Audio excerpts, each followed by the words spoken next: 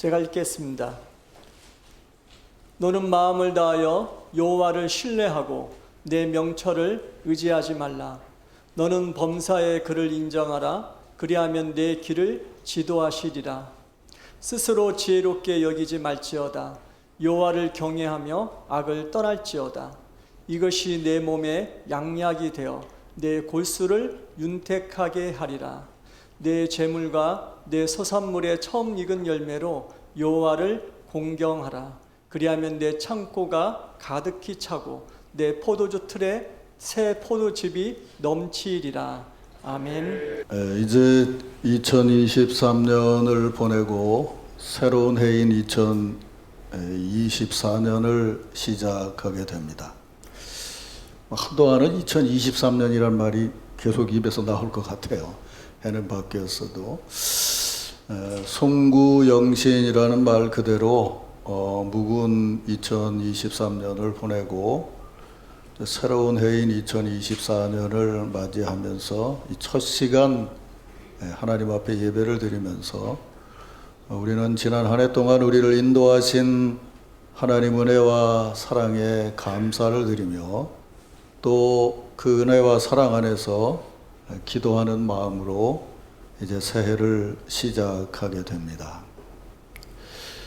103세의 나이로 세상을 떠난 시바타 도요라고 하는 일본의 할머니 시인이 있는데 그분이 100세에 출판한 시집이 약해지지마라는 제목의 시집이었어요. 근데 그 시집에 페이지라고 하는 시가 있는데 그 내용을 소개하면 이렇습니다.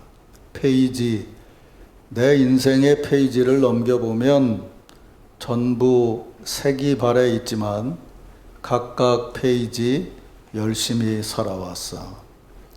찢고 싶은 페이지도 있었어. 하지만 지금 돌아보면 모두 그리워. 앞으로 한 페이지 더하면 100페이지 선명한 색이 기다리고 있을지 몰라. 앞으로 한 페이지만 더하면 100페이지 선명한 색이 기다리고 있을지 몰라. 99세의 할머니가 100세를 내다보면서 100세는 선명한 색이 기다리고 있을지 모른다고 마치 아이와 같이 순수하고 명랑한 기대와 소망을 시에 담아서 노래를 하고 있습니다. 이렇게 밝은 기대를 할 수 있는 바탕에는 내 인생의 페이지를 넘겨보면 전부 색이 발해 있지만 각각의 페이지를 열심히 살아왔어 라고 하는 확신과 고백이 담겨져 있기 때문에 그렇습니다. 우리 기독교 신앙인은 이 99세라는 나이를 그 도요 할머니보다 더 긍정적으로 봅니다. 신앙의 조상인 아브라함이 99세의 아들을 가졌고 100세의 아들 이삭을 낳음으로 해서 창세기의 역사가 일반 역사에서 구속의 역사로 바뀌어지는 구속의 역사가 시작되었기 때문입니다. 우리는 코로나가 지난 이후 지난 2023년 코로나 이전의 어떤 해보다도 열심히 일해왔습니다. 그리고 이제 2024년이라는 새해를 맞게 됩니다. 그러게 우리는 그 도요 할머니보다 더 선명하게 새해를 바라보아야 할 것입니다. 2023년을 아름답고 행복하게 선명한 색으로 칠해주신 하나님께서 2023년에도 더 선명한 색으로 우리의 삶을 색칠해 주셔서 더 아름답고 행복한 한 해를 보내리라고 기대하면서 새해를 시작해야 할 것입니다. 이런 은혜와 축복이 오늘 새해 첫 시간 주회전에 나와 예배를 드리면서 하나님의 밝은 빛 아래서 새해를 시작하는 여러분 모두에게 함께하기를 주의 이름으로 축원합니다. 우리 이런 비전을 품고 우리 새해 첫 인사를 나누겠습니다. 이렇게 옆에 있는 분들에게 좀 선명하게 축복하세요. 새해 첫 시간에 뵈니 참 선명하십니다. 이렇게 인사하세요.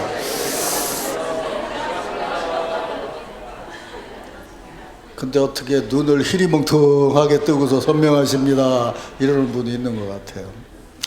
한번 더 합시다. 새해는 더 아름답고 더 행복하세요. 이렇게 축복하세요. 이제 이 시간에 주신 성경 말씀을 보면서 새 신앙생활과 사역이 더 선명하고 아름답고 행복하게 꾸며 나아갈 수 있는 그런 마음가짐을 하나님의 말씀으로 듣도록 하겠습니다.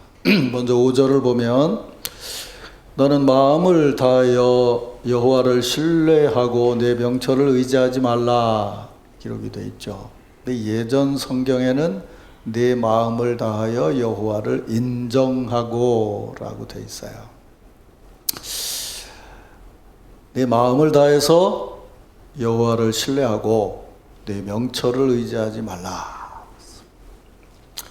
자, 이 말씀으로 우리 선명하게 옆에 있는 성도들에게 권면을 합시다.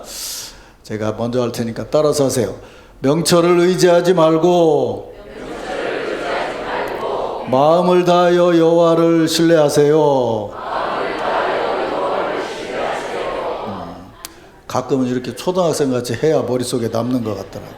그래요. 새해는 우리 남천 공동체에 속한 성도들 모두가 마음을 다해서 여호와를 인정하는 신앙생활 사시기를 주의 이름으로 축원합니다. 근데 이게 뭐 무슨 말씀인지 제가 설명드리지 않아도 여러분들이 뭐 수도 없이 들어서 알 수 있는 말씀이고 알고 있는 말씀인데 논리적으로 생각해 보면 앞뒤가 연결이 좀 모호하죠. 왜냐하면 내 명철을 의지하지 말라라고 권면을 했다면 그 다음에는 이렇게 말을 해야 맞을 거예요. 여호와의 지혜를 의지하라. 그렇게 말을 해야 맞을 거예요. 왜냐하면 명철 그러면 우리가 생각할 때 머리 쪽이란 말이에요. 지혜나 지식이나 명철을 의지하지 말고 하나님의 지혜를 의지해라.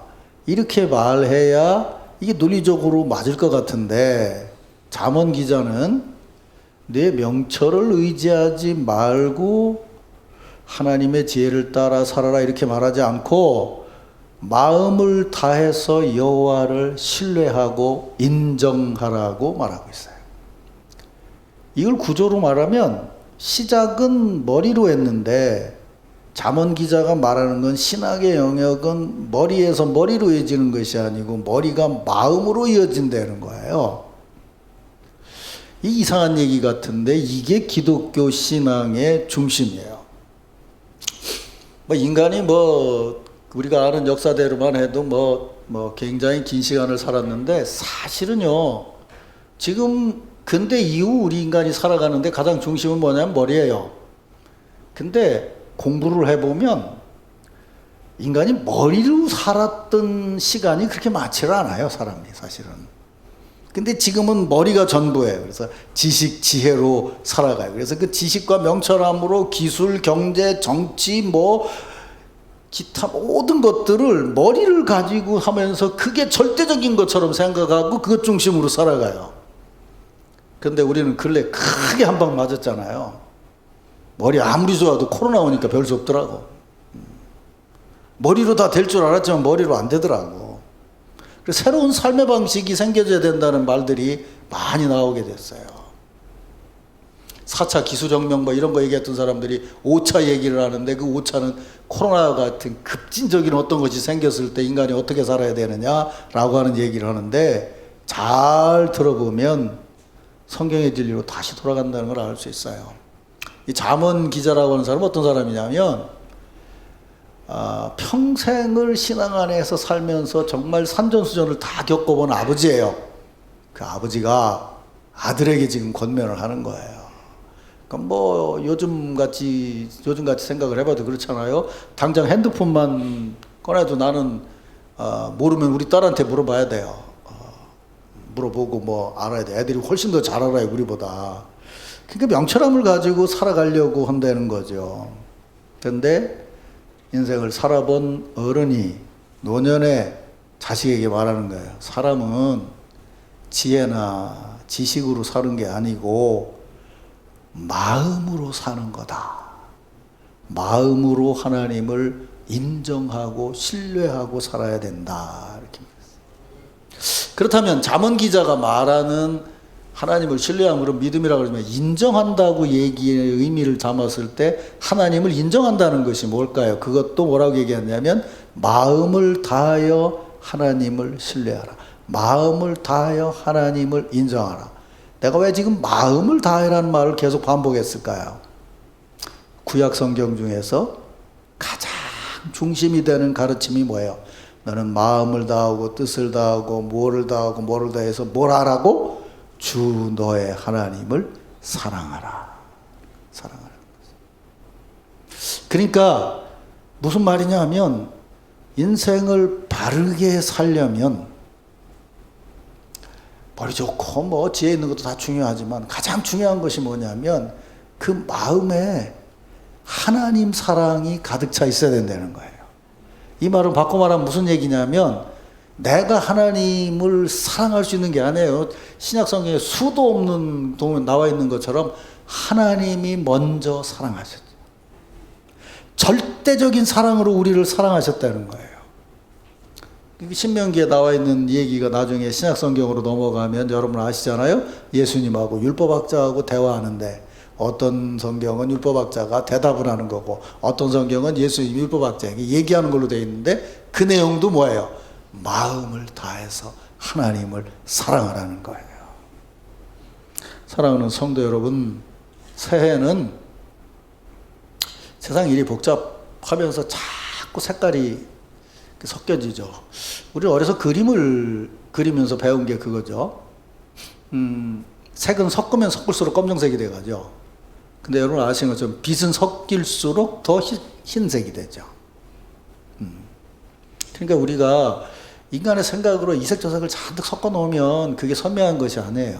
근데 하나님의 빛 아래 비춰져서 그 빛으로 살아가는 우리의 모습이 색이 다르더라도 그게 그 사랑으로 변화된 색이 되면 그것이 모아졌을 때 훨씬 더 밝아질 수 있다는 거예요. 여러분들의 마음에 하나님 사랑을 선명하게 만들 것을 자꾸 방해하는 것들이 많이 있을 거예요. 그러나 새해는 지난해 살아온 여러분의 경험대로 여러분의 마음이 순수함으로 선명함으로 하나님의 사랑으로 가득 차기를 주의 이름으로 축원합니다. 두 번째는 6절을 보면 이렇게 말하죠. 너는 범사의 그를 인정하라. 그리하면 내 길을 지도하시리라. 졸릴지 모르니까 한 번 더 따라 합시다. 범사의 하나님을 인정하세요. 그리하면 길을 지도하실 것입니다. 오늘 우리가 신년 태어나서 처음 송구영신 예배 드리는 거 아니기 때문에 여러분이 살아오셔서 이 말씀의 진리를 분명히 아실 거예요. 우리가 믿는 것은 우리를 절대적으로 사랑하시는 하나님은 그냥 한 번 사랑한다로 끝나는 것이 아니고 우리의 삶의 주가 되셔서 범사에 은혜롭게 인도하실 것이에요. 믿습니까, 여러분? 여기에 담겨져 있는 신앙적인 메커니즘을 잘 알아야 돼요.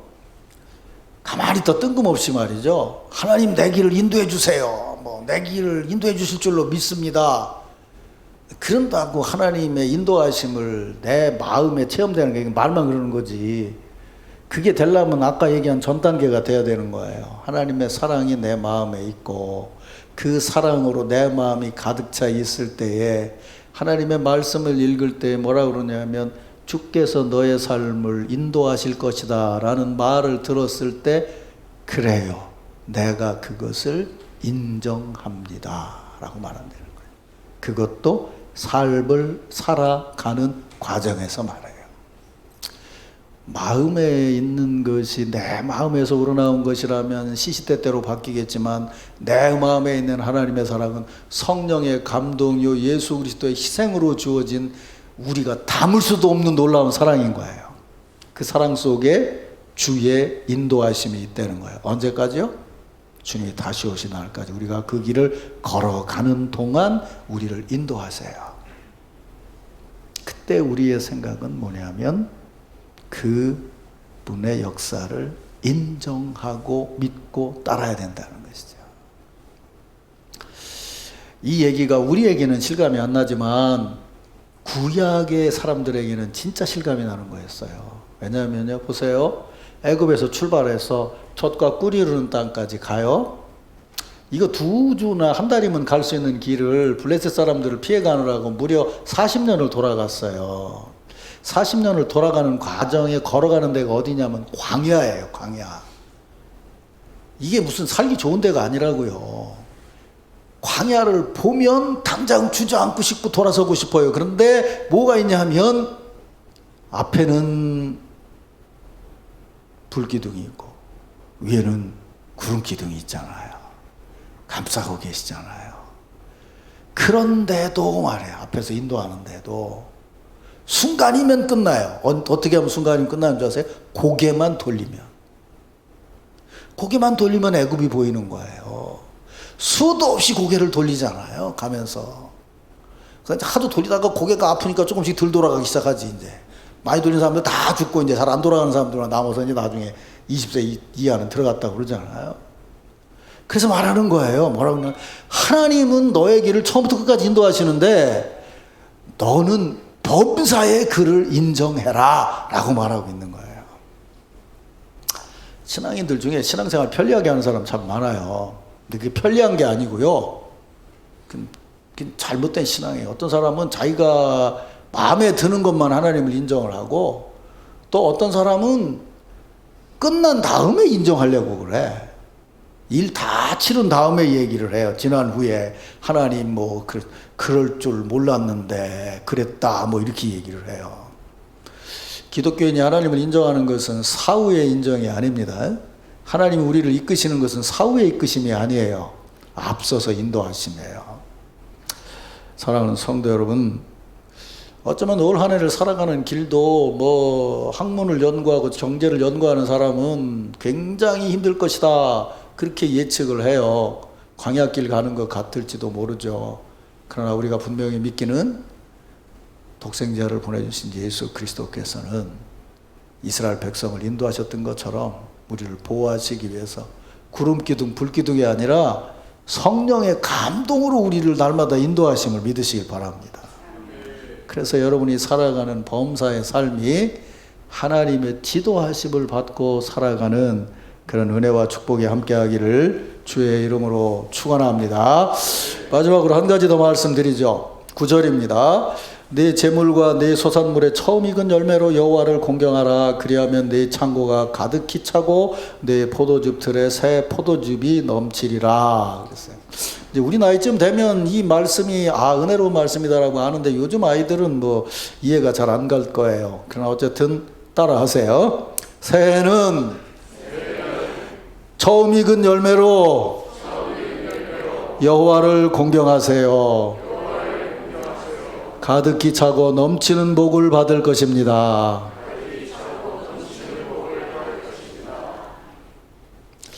자, 뭐 앞에 얘기는 이제 했으니까 그런 사랑을 마음에 품고 그렇게 범사의 하나님께서 인도하심을 체험하고 사는 사람이라면 처음 익은 열매로 하나님을 경외하고 공경할 수밖에 없다는 거예요. 근데 여기 처음 익은 열매라고 하는 것을 우리가 잘 생각해 봐야 돼요. 일단은 뭘 키웠더니 첫 번째 맺어진 열매라는 뜻이 있죠. 근데 그거는 초등학생들이 교과서에서 배우는 거고 현실은 처음 익은 열매는 그렇게 단순하지 않아요. 여기 있는 청년들, 너 예준이 보릿고개가 뭔지 아냐? 모르지? 보리가 고개가 있다 소리야. 보릿고개가 뭐냐 하면 나이 든 분들은 알죠. 쌀 농사를 지어서 쌀을 먹고 살잖아, 그지? 쌀밥을 먹는데 지난해 농사 지은 쌀을 먹다가 다 떨어질 때가 됐어. 그래서 없으니까 뭘 먹냐 하면 보리를 먹어. 너 보리 먹어봤냐, 보리밥?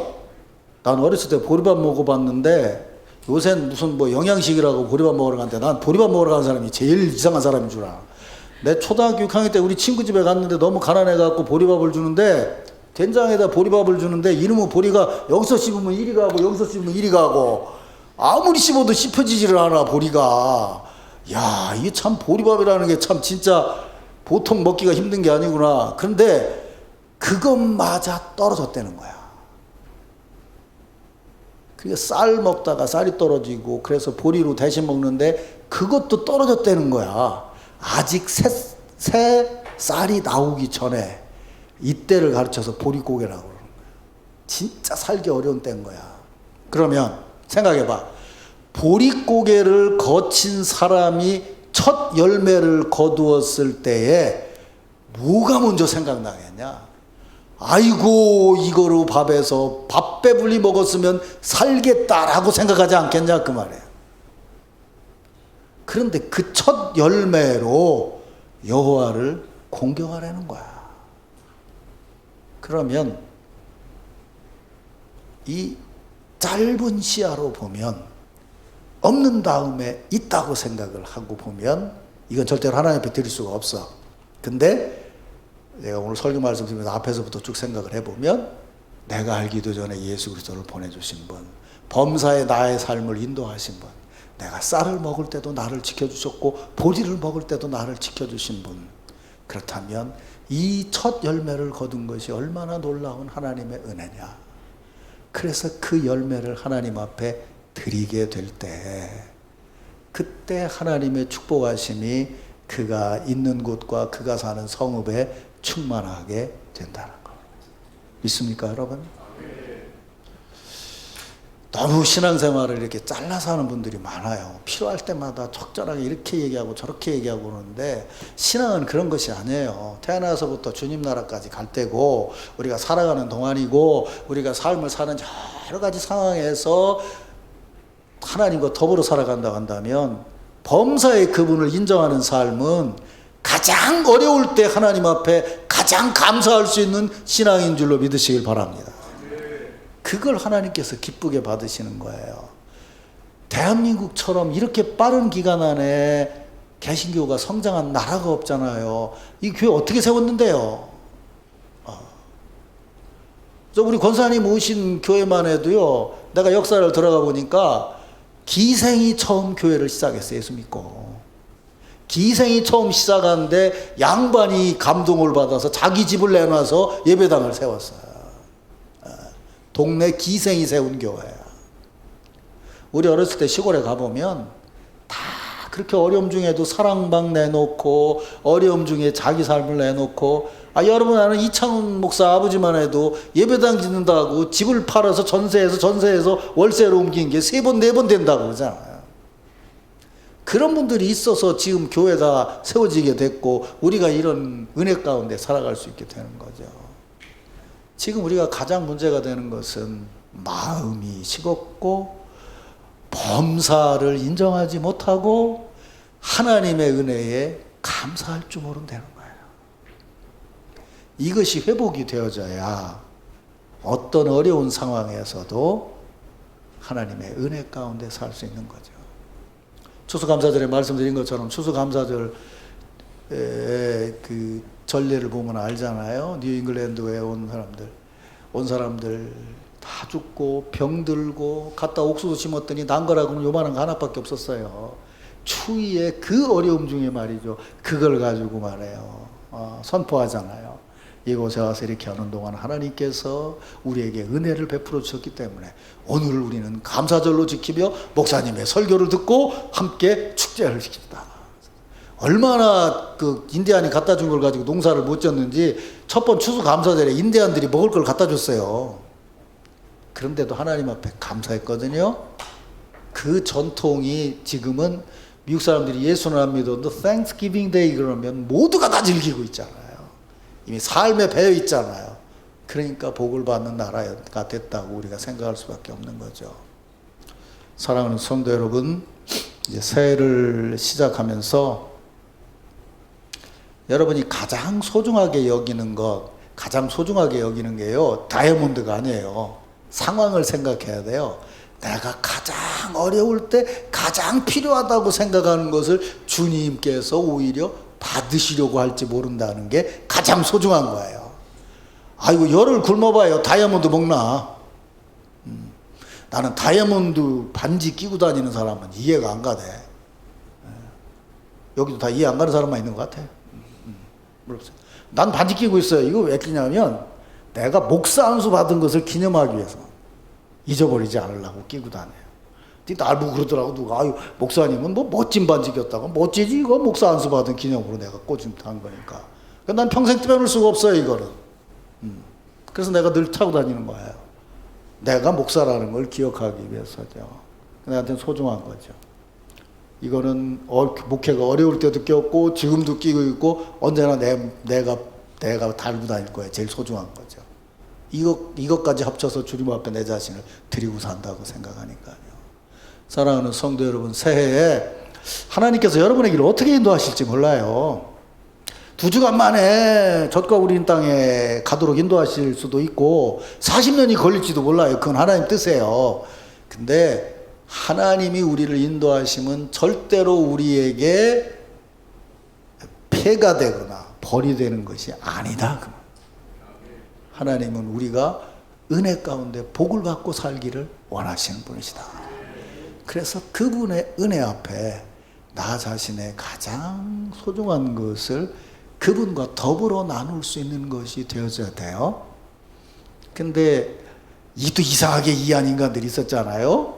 고르반 얘기 알잖아요. 그래가지고 이거를 좋은 게 있는데 식구들이 다 입맛 따시고 있는데 어머니가 입맛을 따시고 있으니까 고르반 그래가지고 이거는 하나님께 바칠 거기 때문에 엄마 못 줍니다. 그랬다는 거 아니에요? 그 예수님께서 뭐라고 했잖아요. 아니에요. 주님께 드리는 거는요, 잘 하셔야 돼요.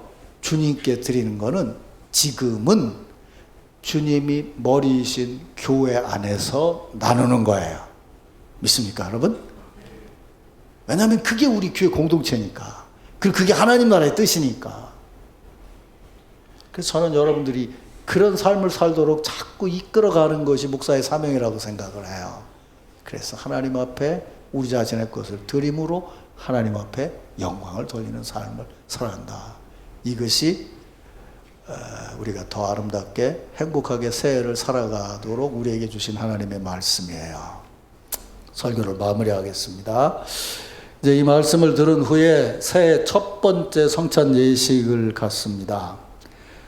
송구 영신예배에 성찬 예식을 갖는 이유는 새해 첫날 조금 전에 말씀드린 것처럼 하나님의 절대적인 사랑이 예수 그리스도로 우리에게 임하셨다는 것을 우리가 상징적으로 체험하기 위한 거예요. 예수 그리스도의 몸과 피를 상징하는 성찬을 나누면서 우리 안에 하나님의 사랑이 더욱 충만하기를 비전으로 보는 거예요. 오늘 성찬에 참여하면서 그런 주님의 사랑이 여러분의 몸과 마음에 충만해서 새해에는 주의 사랑 안에 살아가는 성도들이 되시기를 주의 이름으로 축원합니다.